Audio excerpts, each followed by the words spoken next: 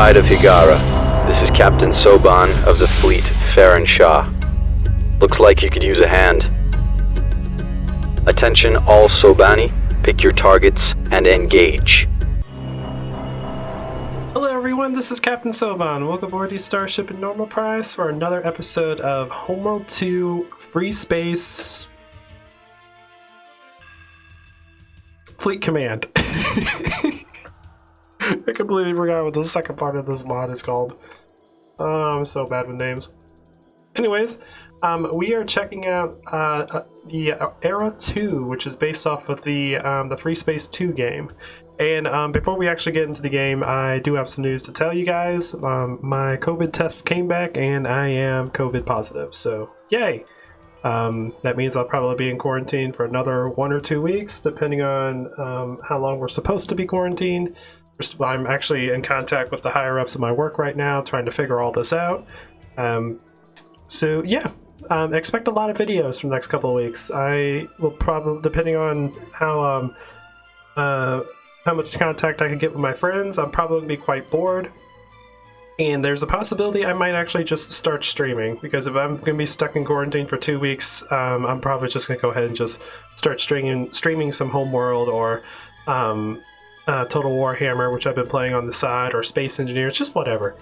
I'm just going to start streaming something, and if you guys want to join and hang out with me, well, the link to my my channel or my streaming stuff will be in the video description, so you guys can all check that out. So anyways, let's get into the game. We're going to check out the Terran and the Era 2 of Free Space, and then once we do this playthrough, I'm going to probably go ahead and start playing Free Space. There are Homeworld projects I have going on in the background. I'm working on a new Homeworld Wars video. It's going to be different than my normal videos. It's going to be a tournament style video, and I think it's going to be really, really good. And then I'm working on a Homeworld combat series for FX Galaxy, so things are going pretty good, but I'm having a little bit of trouble making those videos because it's a different style than I'm used to, so it's going to be a little bit before they come out. So in the meantime, we're going to be playing a lot of Free Space because I'm enjoying this universe. I want to know more about it, and once we get done with this, we're going to be playing the original Free Space, see if we can beat that game. It's going to get fun. Anyways, let's get into the game.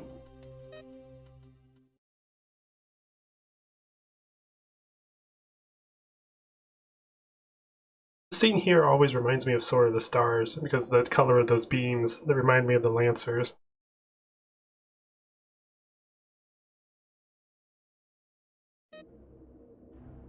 Alrighty, we are over here. This is our capital ship in Free Space 2. Interesting. It's pretty cool, I like it. The you guys been yelling at me because I keep messing up these names, but the Hecate, Hecate class. Then what are you? The Zephyros. Pretty sure all those are wrong, but that's what I'm going with. I like how we have all these like defensive drones here. So let's go ahead and move to a large resource center. Let's see what we can build. So for our fighters, we have the Perseus, the Myrodon, the Hercules, I don't know how to pronounce that word, the Hermes, the Ares, the Pegasus. We have Zeus, the Artemis, the Medusa, the Ursa, the Bonner, Artemis. We have the Furnace, the Leviathan, the Aeolus, and then we have a lot of different capital ships we can build with this one. There's the Colossus. Someone was asking if that was actually in this mod. Yep, that's the biggest ship you can build. Cool. Standing by for orders. So, let's go over here. I copy. Gather some resources. I think I have to do research to unlock my ships. So let's get some basic fighters going. Those to defend ourselves. The GTF Perseus is the newest fighter in the GTVA's arsenal. Oh, we're the GTVA instead of GTA now. Hiding in dust Interesting. cloud. Slated to replace the aging Valkyrie as the Alliance's primary interceptor, the Perseus' maximum speed and maneuverability made it ideal to hunt and destroy enemy bombers. Okay? The Perseus fighters have been assigned to the 3rd battle group on a trial basis, with wide deployment expected after the OP-Eval period. Primary weapons include the Sebok HL7 and Prometheus cannon. Upgrades available. With New secondary utility loads class ships available for construction. of Harpoon and Hornet missiles. Preliminary results have been shown the Perseus to be a superb fighter. And I believe that is our basic fighter. Interesting.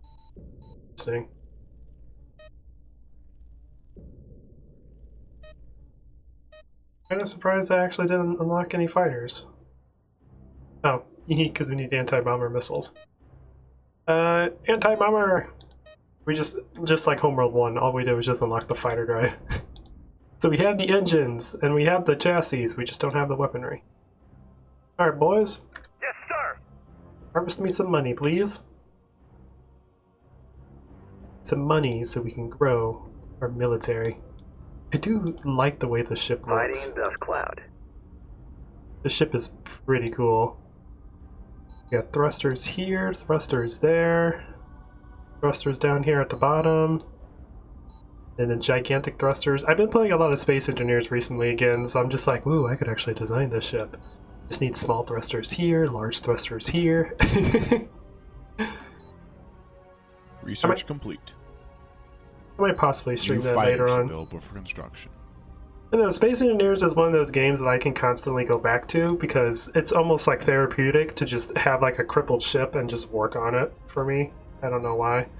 Like right now I'm deciding if I should have nuclear, fusion, or antimatter on my ship. Because I did some scouting and I found the resources for all of them because I play, in my Space Engineer game, it is heavily modded. So like there's a survival mod where you have to worry about food, water, and whatnot. Eventually I'm going to be adding combat in, so I'm going to have to make sure that my ship has shields and weapons so it can defend itself. Like, there's a lot I want to do. At the moment, I think I'm just expanding the cargo area, so it has a lot higher capacity than it originally is, and then trying to figure out how to design the chassis around that. Awaiting orders. I think I'm just going to grow the ship like twice as big as this. Anyways, let's get some fighters going.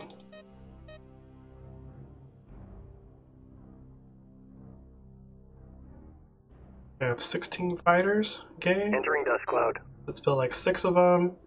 Continue doing our research. And I'm probably just going to go through all the fighters and then work on the Corvettes and whatnot. Work on the frigates, capital ships, the Hecate. Or the Hecate. Hecate? Hecate. I don't know. It's one of those words.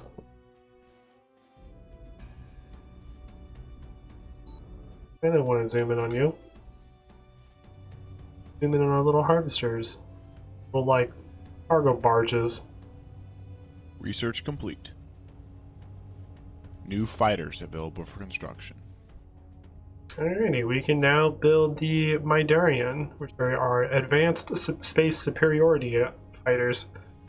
The RNI Systems GTF Midarian replaces the Ulysses as the Alliance's primary space superiority fighter. So this one, the Ulysses, was the super fighter on the FS1. So these are the super fighters on FS2. The Meridian has received high marks for speed, maneuverability, armor, and loadout. An ultra-efficient hull configuration provides space for 3 secondary weapon systems. A first for Turian Vassarian fighters. This versatility enables Midarian squadrons to fulfill a range of combat roles, from light assault to heavy reconnaissance. Okay. Interesting. Build a couple of those. Let's get our next research going. So this first episode is pretty much just going to be me looking at all the ships and just being like, ooh, ah, pretty, what do you do? Second one will probably get more into combat unless the AI attacks me more. Ships look pretty cool. The ship designs in this mod are actually really well done for the Homeworld 2 engine. Research complete. I really hope Homeworld 3 is New mod upgrades compatible. available. New fighters available for construction. Because I really hope like the mods like FX Galaxy or Complex, or well, Complex is being replaced with Era 1, but all the other mods like the Titan Republic mod, like I hope some of those can eventually be converted over to I was just about to say Sims 3 to Homeworld 3, and yeah, hopefully they continue to thrive.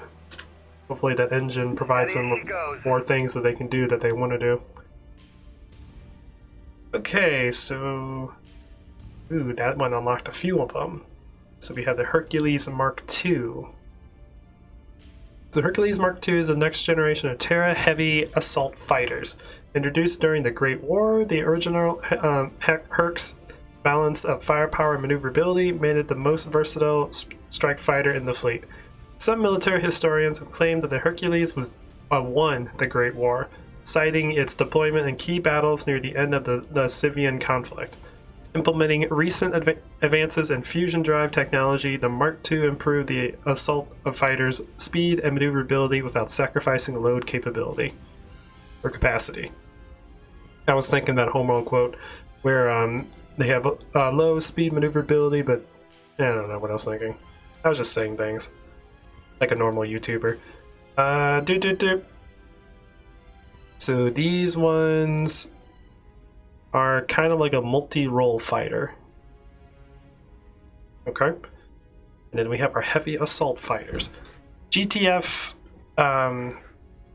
Ernie's or Ern yes. I'm pretty sure that Y is silent, so I think it's Ernie's. Ernie's craft are fresh off the drawing board of Triton Dynamics through fast and heavily armored, and they're fast and heavily armored. Or though fast, heavily armored. I know how to read.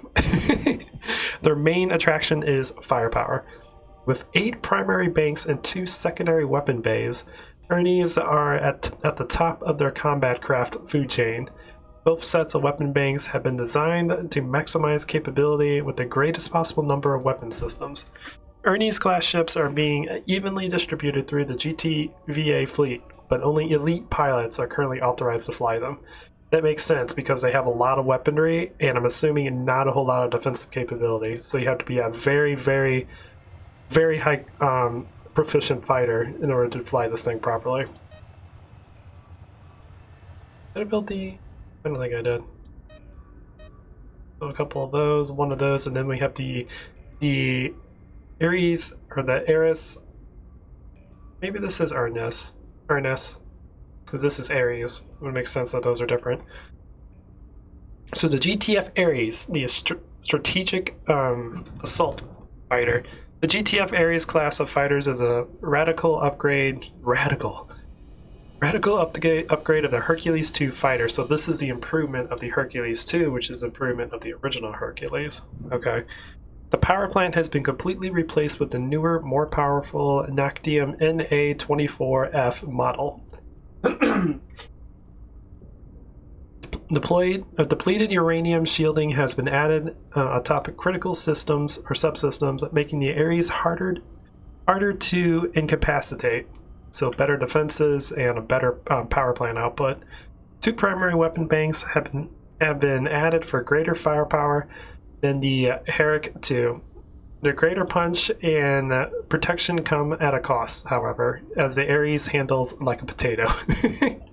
So very poor handling, but better defensive capability, so better shielding and better power. Interesting. Wonder what makes this thing strategic? Probably because it's the type of fighter that is only good in certain situations. That would be my guess. The Hercules 2 look pretty cool. Dude.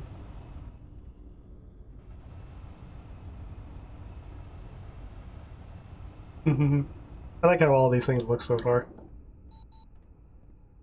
Alright, and then now we need to get our stealth technology. As Sherlock barks downstairs. Yeah, probably a bird landing on our property. He does not like birds.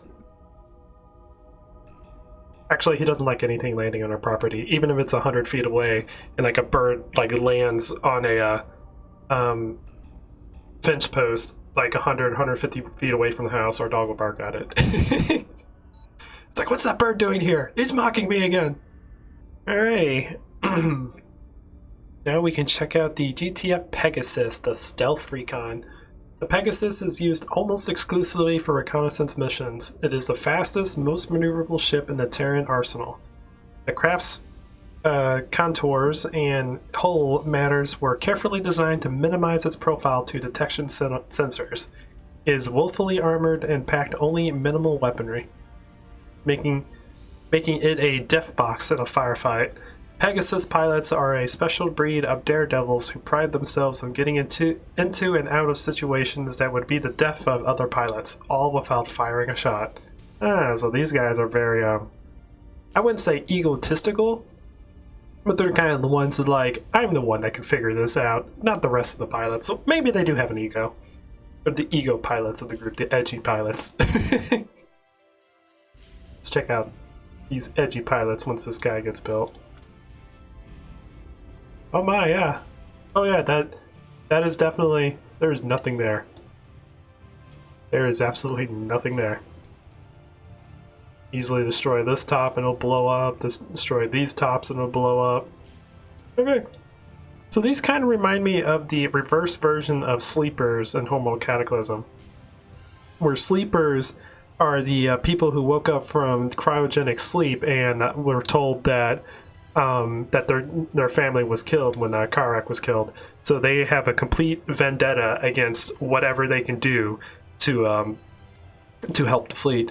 If that means disguising themselves as an asteroid and suiciding into a heavy cruiser to distract it while the main fleet hyperspace is in to destroy the heavy cruiser while it's distracted. Like, they do stuff like that. They cause mayhem, and they do it because, well, one, they lost everyone, so they have nothing to gain in life anymore, and all they want to do is just use whatever they can to cause as much pain to the people that caused them to not have their family anymore. Cataclysm is very dark, which is one of the reasons why I'm not a big fan of super dark games. But as I read more of the lore, I'm just like, wow, this is incredibly dark, but at the same time, it makes sense. Okay, let's start looking at our bombers now. Sorry about that. There's probably going to be a couple interruptions in the next couple of videos because, like I said, I have been tested positive for COVID, so my work is trying to figure out what they should do about this. So they've been messaging me questions about stuff, so I was just responding to one of them. Anyways, we just got our bomber research done. Let's get our anti-cruiser bombers from things because, yep, that's what I need in order to unlock these. So, in Homeworld, your Corvette class ships are more like heavily defensive fighters with multiple turrets. Like, the main difference between a fighter and a Corvette in Homeworld is the fact that Corvettes have a whole lot more armor and they have rotatable turrets. They usually are crewed with maybe a small amount of people, like maybe 3 or 4, where fighters are like one person because they're pilots. But in this one, bombers I think are still crewed by one person, but they are designed to do a massive amount of damage to capital ships. New upgrades available. Where fighters are more designed to intercept other fighters and fight other bombers. At least that's my theory so far from what I've been testing. So, anyways, we have the Zeus strike bomber. The GTB Zeus is the fastest of the currently active GTVA bombers. It's replaced the fleet's old Athena bombers as they were mothballed during the years following the Great War. Though slightly slower than the Athena, the Zeus's heavier armor and armament gives it a much better battle zone survivability rate. Many of the Zeus wings in the GTVA fleet detected in the NTF during the initial stages of the rebellion. Build a couple of these. I think, yeah, they're also the cheapest. Okay, and then after that we have the Artemis. Yeah, the Artemis GTB. So we had the GTF, which is, I believe, the fighters, GTB, the bombers. Cool. So the GTB Artemis is the most agile bomber in the GTBA fleet, which makes it ideal for quick-hitting missions against warships and other slow targets. Of the same technological generation as the Bonner,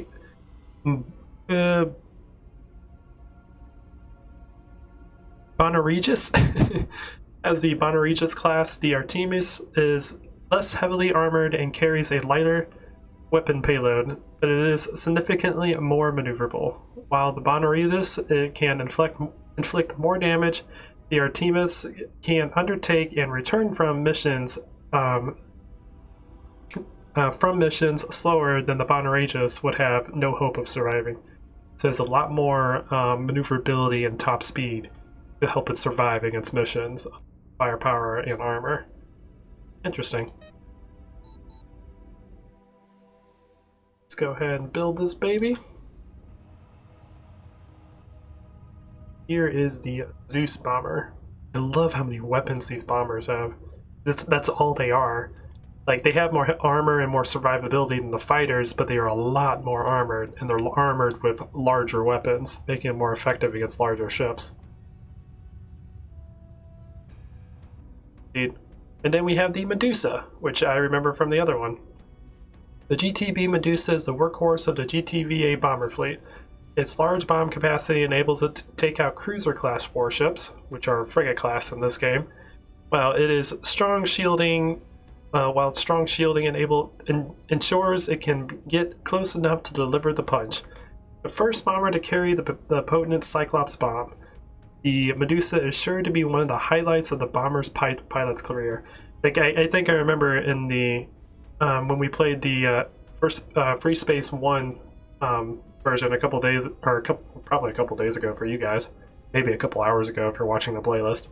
But anyways, this was like the ultimate ship to be in. Like, if you were a pilot of the Medusa, that means you were the elite of the elite, because that's what, like, every pilot's dream from what I can reach from this mod, because I haven't played the game, but for every pilot's dream in Free Space is to be a pilot of the Medusa.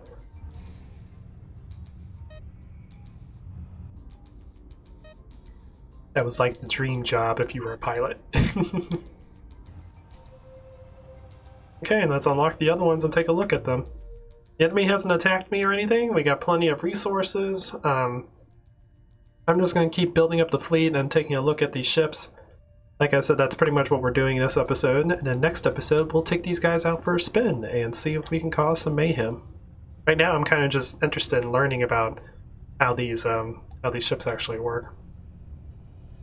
Okay, so now we have a couple more bombers unlocked. We have the GTB Ursa, which I believe was also in the original one too, because I recognize the name. The GTB Ursa is the slowest bomber in the GTVA fleet. With lacks in speed, however, it's more than makes up with its massive payload. The Ursa was the first GTVA bomber designed specifically to destroy capital ships. Yep, okay, I remember that, because that was the heavy bomber that was only designed with heavy weapons to take out large capital ships. It wasn't designed for, like, fighter combat or fighting other bombers.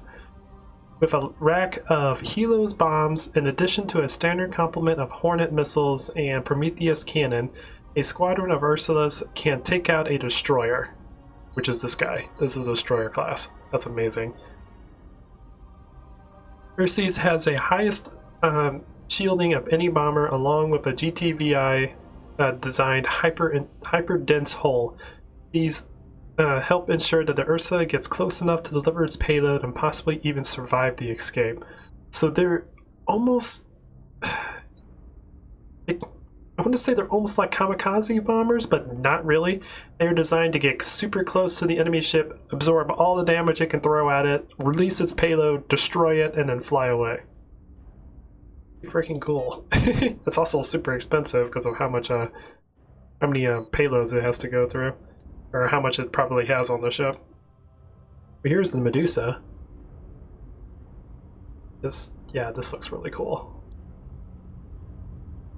They've done a really good job in all the models in this mod. And then next we have the GTB Bonner, Bonner. Sorry, I had another message. The GTB Bonner, the new GTB Bonner, I'm going to get this name wrong, I know, has been assigned to elite bomber squadrons in the 3rd, 4th, and 5th Terran battle groups. The challenge of maintaining an aging fleet has motivated the GTBA to develop a new generation of ships able to withstand long-term abuse in the field by maximizing shielding and payload, which offering enough maneuverability to make it a viable tactical unit. The Bonner promises to remain in service for decades to come. One test pilot observed that the Bonner handles better than any other bomber and has enough firepower to make it a formidable anti-cap ship weapon. Okay. So this is like your elite units that are flying this. So assuming that means that this thing is really difficult to fly, but it maximizes defensive capability by maximizing shields and payload. So it is a lot of attack and a lot of a defense. But because of that, it probably doesn't have a whole lot of speed, which is why it's only assigned to elite pilots. The people who understand how this ship works will be able to use it effectively. It's one of those ships that's easy to fly but hard to master. Okay, and what do we need for the final one? EH upgrade. Master bomb upgrade? For the Artemis DH. Maybe it's the anti-subsystem upgrade. Oh well, we'll figure that out later. We'll just read about it. So the GTB Artemis DH Advanced Bomber. The Artemis DH is an experimental variant of the standard Artemis. And the standard Artemis is the medium bomber that has a lot of speed. The most notable change in the Artemis's factory-issued hand-Ronald engines have been replaced by the Nactium NA-27T power plant, so it has the new fusion power plant, found in GTF Ursa's fighter craft. The DH is faster and more maneuverable than the standard Artemis bomber, okay, so it probably has like fighter-like flight capability then, at no cost to armor or armament. During the OP Eval period, Artemis DH bombers are being deployed into only select squadrons in different theaters of the war. So these are basically, they're the same as these guys, but with the fusion power plant upgrade, they were able to put better thrusters on it, allowing it to have faster speed and maneuverability than this guy. It has the same firepower and shielding. Okay, cool. So that is, I can't quite build this one yet because I don't have the technology, but that was cool to read. So let's go ahead and take a look at our cruiser class. Go ahead and get those underway. How many more resources do we have here? We have quite a bit. Okay. I believe these are kind of the same as the ones in FS1, but probably, you know, with better armor, better shielding, stuff like that. So the GTC Furnace light cruiser. The Furnace class is the, I think this is actually the same. Aging stalwart among the Alliance warships before the Great War, the Furnace was the GTA's only class of cruisers. During the war, Furnace Command decided to build a second line of cruisers, the Leviathans, to free the Furnace from escort and guard duties. Furnace cruisers have fought in virtually every theater of operation. Sorry, my voice is going weird. These fast personnel cruisers pack enough punch in their 260-meter long hulls to go toe-to-toe with any enemy cruiser, and its speed and maneuverability makes it a good choice for strike missions. So I think this was improved because in the first one, these guys were just used as a New upgrades available. as an economy-friendly frigate-class ship. Available for construction. It was a frigate that was designed to be built cheaply and built quickly in order to have some sort of system defense. Sorry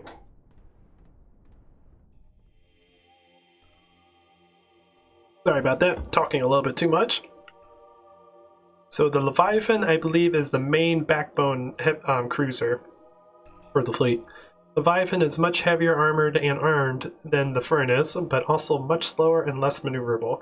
Leviathan cruisers are used to guard critical installations, such as permanent jump nodes, deep space factories. Okay, so never mind, I got that backwards. And gas Research mining complete. operations, where firepower is research king available. and speed is of New little cruisers importance. available for construction. Okay. They're also well suited to escort slow-moving freighters of transports. The Furnace is good for fast-moving operations, but when you need some muscle, call in the Leviathan. So, never mind, I got that backwards. The Furnace, Venus? Venus. It's an F, not a V. The Venus, or Fenris, I think it's called Fenris.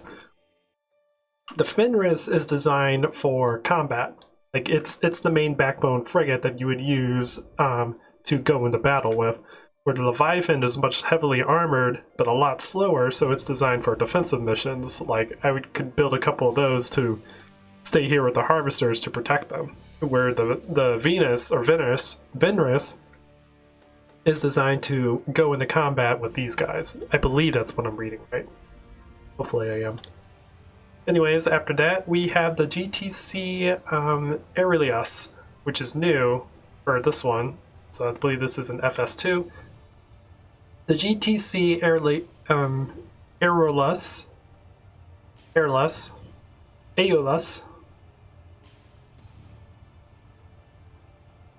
I'm just going to call it Aeolus.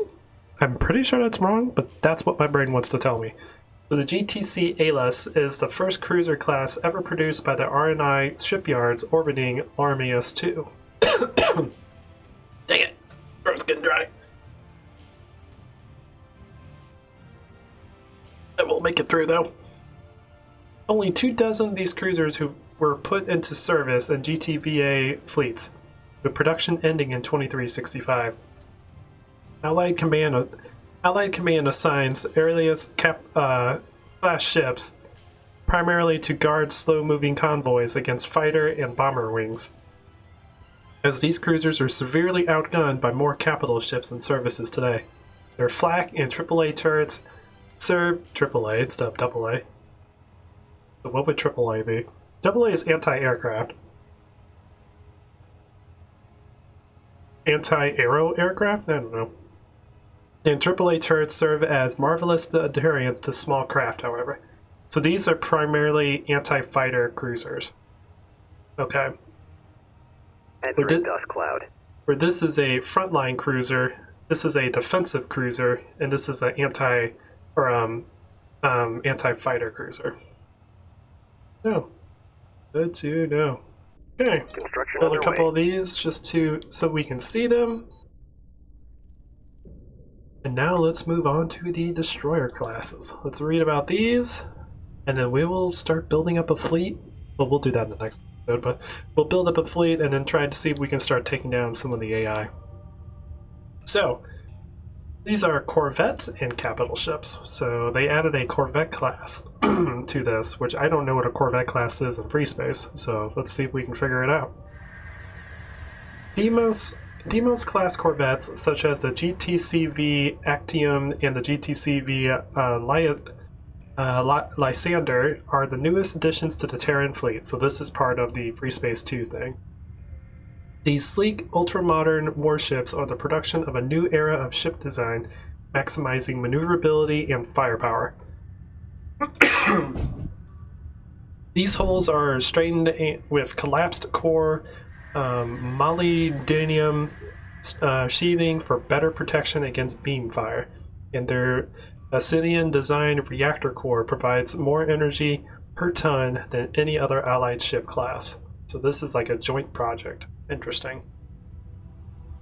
So I think that this is a downscaled version of the frigates or cruisers. like Homeworld 1, with the finds at Corvette. Well, I could actually explain this, but in Homeworld 1, Corvettes have a small crew that runs the ship. It's more than one, like a fighter class. New cruisers available for construction. So I think these ones are smaller than a frigate, but bigger than a fighter, and have additional, like more than one crewman that actually run the ship. Interesting. And then of course we have the GTD Orion destroyer, which is what our mothership was in the first one. For over 30 years, the GTD Orion class was the largest ship in the Terran-Varsian armada, over 2 kilometers in length, bristling with dozens of death-defying stunts, death-dealing turrets. The Orion is as awesome in response as it is in battle. All GTVA Orions have been retrofitted with the latest anti-warship beam weapons. Oh wow. Okay, so they have beam weapons now, instead of those kinetic turrets and plasma turrets, as well as flak and AAA turrets for dealing with fighters and bombers. So they have a lot more protection when it comes to other ships other than capital ships. They're not just a anti-capital ship warship with no defenses against like fast-moving target, like it were in the FS1 version of this mod. The Orion's Carnivius hangar bay easily accommodates for more than 24 fighters or bomber wings. Indeed. So, I think I need to get the cruiser armor upgrade. Yep, get those. Does any of these actually unlock anything, or are they just upgrades? I think they're all just upgrades. Let's get that. Capital ship, heavy proton, and that thing. So next we have the GTD Hecate, GTD Hecate destroyer, which I believe is this guy. The new GTD Hecate class of destroyers is replacing the Orion class as the flagship of Turian battle groups. That explains why in this in FS2, this part of the mod, this is our mothership. Okay. New cruisers available for construction.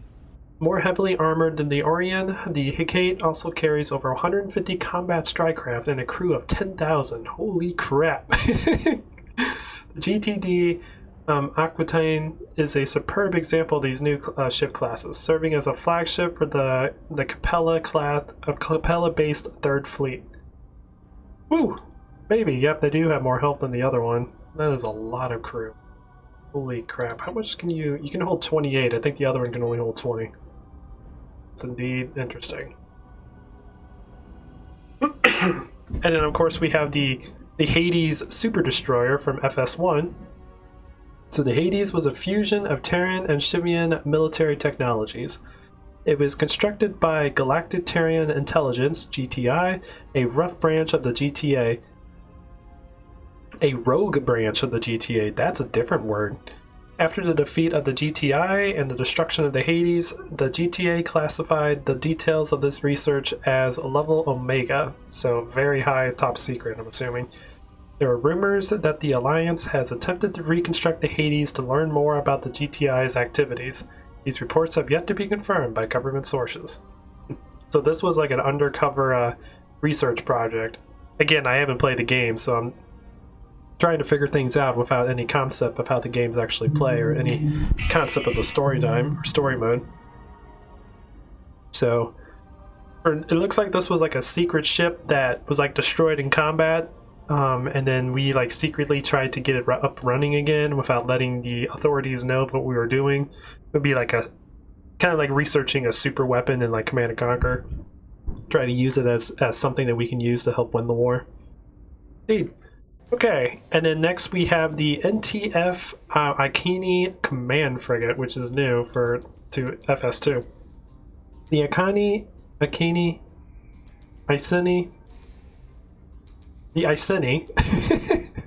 is an NTF Command Frigate built under Admiral Bosch's direction at the Freedom Shipyards in Polaris.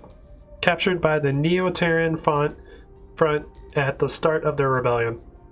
With over 24 turrets and a stealth of ultra-dense, depleted uranium shielding around its subsystems, the Iceni is an extremely tough nut to crack.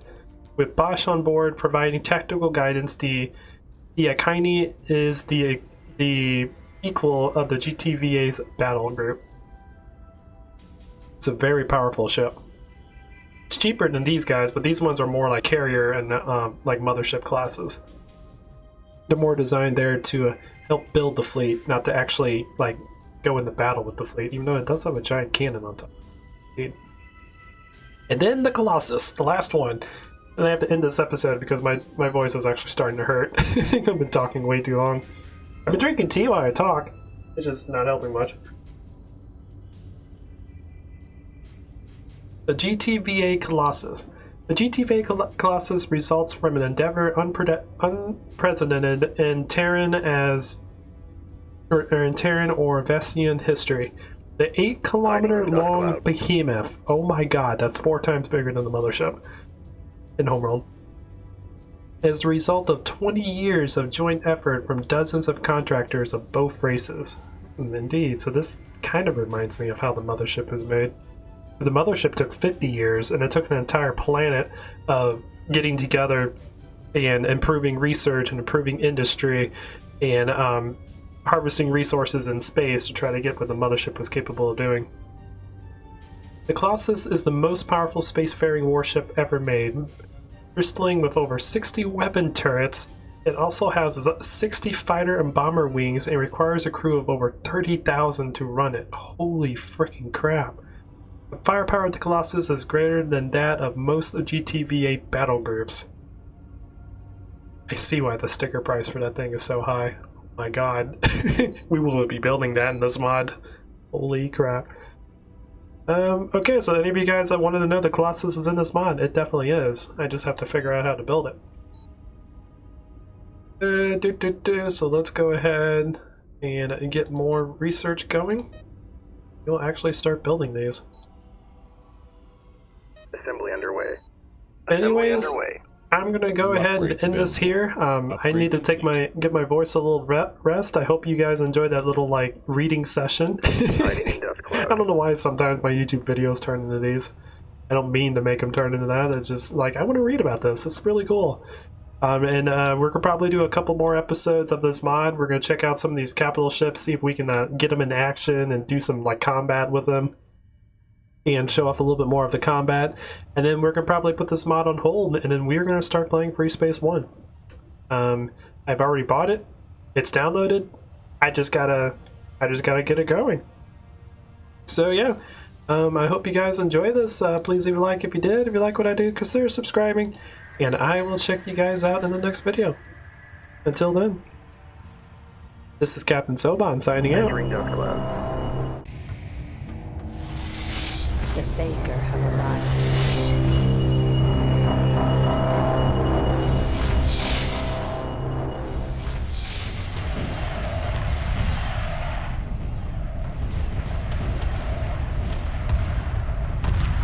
Emergency hyperspace procedures initiated. The mothership must survive.